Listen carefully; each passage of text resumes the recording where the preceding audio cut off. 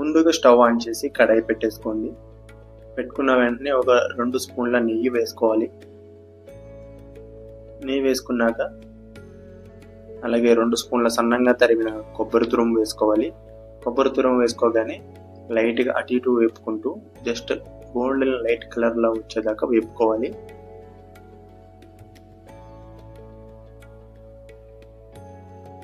దీనివల్ల కుడుములకి మంచి ఫ్లేవర్ అనేది వస్తుంది.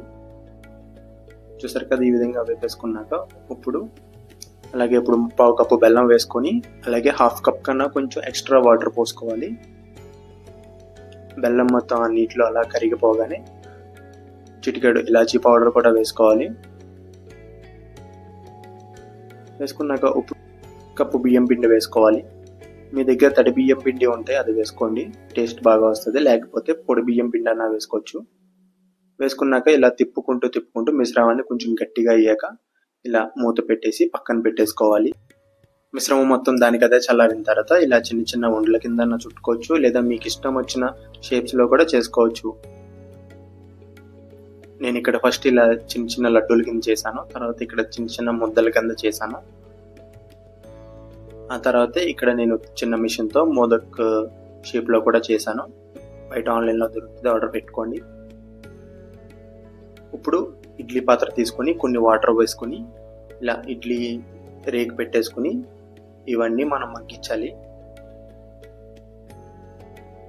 మీ దగ్గర ఇడ్లీ పాత్ర లేకపోయినా ఇలా చిల్లుల గిన్నెలో అయినా మగ్గించవచ్చు. ఇలా అన్నీ పెట్టేసుకున్న తర్వాత మూత పెట్టేసుకుని హై ఫ్లేమ్లో 5 నిమిషాలు, లో ఫ్లేమ్లో 10 నిమిషాలు ఉడికించిన తర్వాత మూత తీయగానే ఇంకా వాసన వెదజల్లుతుంది. ఎంతో ఇష్టమైన మన బొజ్జు గణపయ్యకి నైవేద్యంగా పెట్టుకుని మోదకులు, లడ్డూలు ఈ విధంగా చాలా సింపుల్గా చేసుకోవచ్చు. తప్పకుండా మీరు కూడా ట్రై చేసి నెక్స్ట్ కుడుములు ఇంకా ఎలా చేసేయాలో చూసేద్దాం.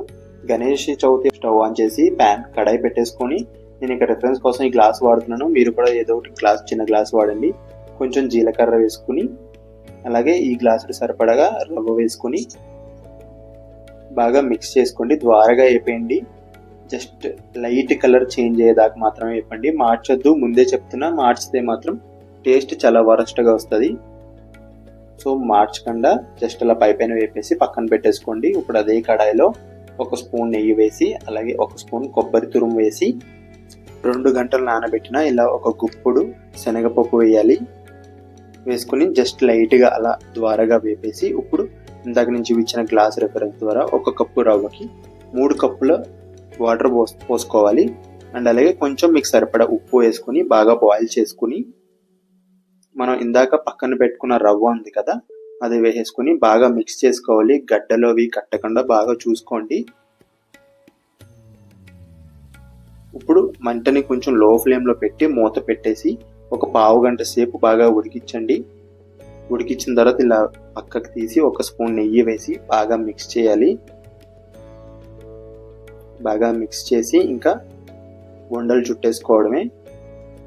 మన బొజ్జ గణపయ్యకి ఎంతో ఇష్టమైన రవ్వ ఉండ్రాలు అలాగే రవ్వ కుడుములు ఏదో ఒక పేరుతో పిలుచుకోండి, మీ ఇష్టం. అంతే అండి, చాలా simple and easy. Vinayaka Chavithi వస్తుంది కాబట్టి చాలా ప్రసాదాలు అనేవి మేము పోస్ట్ చేస్తాం. తప్పకుండా చూసి లైక్ చేయండి, ట్రై చేయండి. ఎలా వచ్చిందో కూడా కామెంట్లో ద్వారా చెప్పండి. మరి ఉంటాను ఫ్రెండ్స్.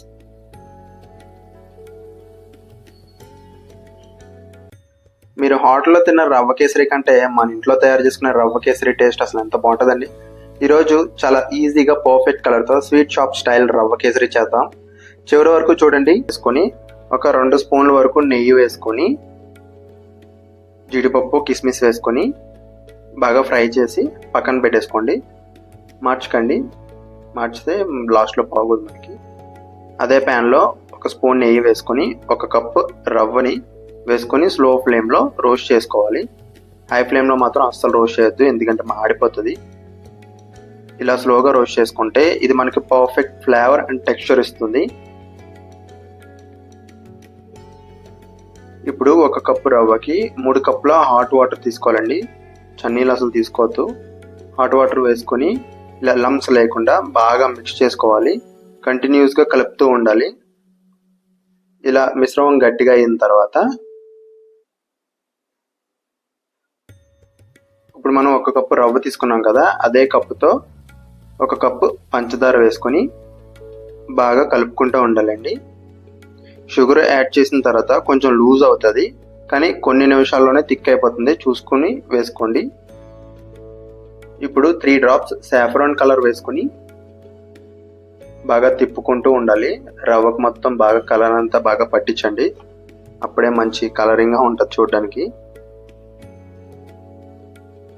ఇప్పుడు పక్కన పెట్టుకున్న జీడిపప్పు కిస్మిస్ను వేసి బాగా తిప్పుకోండి. ఇక్కడ కొంచెం మీకు ఎక్స్ట్రా గీ యాడ్ అవుతాయి కనుక 1 స్పూన్ గీ వేసుకొని అంతే, అయిపోయింది. చూడండి ఫ్రెండ్స్, ఎంత సాఫ్ట్గా గీ షైన్తో రవ్వ కేసరి రెడీ. ఇది బ్రేక్ఫాస్ట్కి, పార్టీకి, లేకపోతే ప్రసాదంగా కూడా పర్ఫెక్ట్గా ఉంటుంది. అండ్ అలాగే మీ ఇంట్లో కూడా తప్పకుండా ట్రై చేసి కామెంట్స్లో చెప్పండి. వీడియో కనుక నచ్చితే లైక్ చేసి మీ ఫ్రెండ్స్ అండ్ ఫ్యామిలీ మెంబర్స్కి షేర్ చేయండి. అండ్ మా ఛానల్ తప్పకుండా సబ్స్క్రైబ్ చేయండి. నెక్స్ట్ వీడియోలో ఇంకా టేస్టీ రెసిపీతో ఖచ్చితంగా కలుద్దాం. అందరికీ నమస్కారం. ఈరోజు మన ఛానల్లో చాలా special and traditional Andhra sweet తయారు చేసుకున్నాం. అదే బెల్లం తాలికలు. ఇది ప్రతి వినాయక చవితిలో ప్రసాదంగా చేస్తారు. మన అమ్మమ్మలు తయారు చేస్తే ఎంతో టేస్టీగా వస్తుంది. సో అదే టేస్ట్ మనం కూడా చేద్దాం. 10 నిమిషాల్లో రెడీ అయిపోతుంది. Hi hello friends, welcome to మన బైట్స్. ఫస్ట్ ప్యాన్లో 1 కప్పు బియ్యం పిండికి 1.5 కప్పు వాటర్ పోసుకొని, అలాగే చిటికెడు సాల్ట్ వేసుకుని, ఇప్పుడు 1 కప్పు బియ్యం పిండి వేసుకొని బాగా కలుపుకోవాలండి. వాటర్ ఎక్కువ పోసుకోవద్దు, చెప్పిన క్వాంటిటీ ప్రకారం వేసుకొని ఈ విధంగా బాగా కలుపుకుంటూ ఒక ముద్దలా చేసుకోవాలి. ఉండలు అవి కట్టకుండా జాగ్రత్త పడండి. సో ఇదిగో చూసారు కదా, ఈ విధంగా అయిన తర్వాత ఇంకొంచెం బాగా కలుపుకోవాలి. మధ్య మధ్యలో పిండి మిశ్రమాలు ఉండకూడదు. ఈ విధంగా కలిపేసుకున్నాక పక్కన పెట్టేసి చల్లారనివ్వాలి 1 పావు గంట సేపు. చల్లారిన తర్వాత ఇలా ఒక ముద్దలా తీసేసుకొని ఇప్పుడు మనం తాలికలు రెడీ చేసుకోవాలి. కొంచెం బియ్యం పిండిని ఇలా ఒక చాప్ బోర్డు మీద వేసుకుని ఇలా చిన్న చిన్న ఉండలకి తీసుకుని తాలికలు చేసేసుకోవాలి. తాలికలు ఎలా అన్నా చేసుకోవచ్చు అండి, మీ ఇష్టం వచ్చిన షేప్లో కూడా చేసుకోవచ్చు. అలాగే మీకు ఎంత పెద్ద తాలిక కావాలంటే అంత పెద్దగా చేసుకోవచ్చు, చిన్న చిన్నగా కావాలంటే చిన్న చిన్నగా కూడా చేసుకోవచ్చు.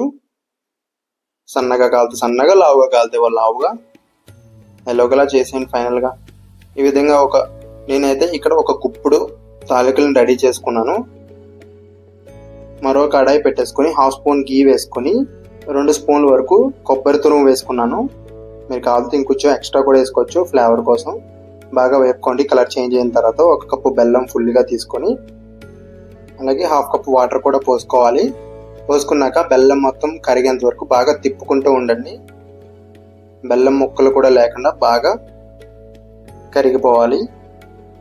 ఇప్పుడు బెల్లం బాగా మరిగిన తర్వాత చిటికెడు యాలకుల పొడి కూడా వేసుకొని, ఇంకా మనం తాలికలు రెడీ చేసుకున్నాం కదా, అవన్నీ ఒకదాని తర్వాత ఒకటి వేసేసుకొని లో ఫ్లేమ్లో మాత్రమే 1 పావు గంట సేపు బాగా ఉడకనివ్వాలండి. హై ఫ్లేమ్ మాత్రం అస్సలు పెట్టద్దు. స్పూన్తో కూడా అసలు తిప్పద్దు. ఒకవేళ తిప్పుకునేలా ఉంటే చాలా స్లోగా తిప్పుకోండి. లో ఫ్లేమ్ మాత్రం 1 పావు గంట సేపు బాగా ఉడికించుకోవాలండి. మూత మాత్రం కన్ఫామ్గా పెట్టుకోవాలి. అంతేనండి, చూడండి ఆల్మోస్ట్ రెడీ అయిపోయింది మన బెల్లం తాలికలు.